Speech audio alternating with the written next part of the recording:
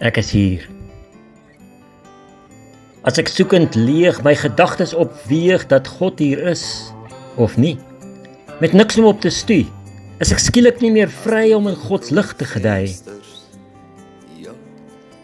Ek is lig ontvlug, gerigtend berig, my lewe en denke vir my bepaal deur ander met my gedagtes verhaal, waarteen ek my moet staal, wil my lewensruim verskraal.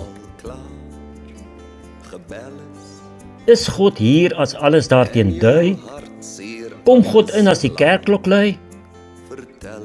Maar alles lyk so stil, as ek soek na God se wil.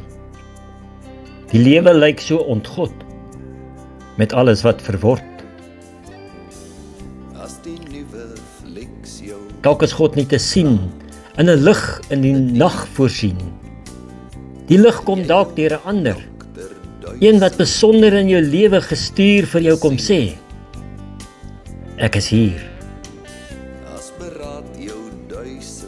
Bring dit nie God se stem, waarna ons soek om hoop te wen? God kom deur jou en my, wat mekaar se hande kry, en God se woorde so gestuur, ek is hier.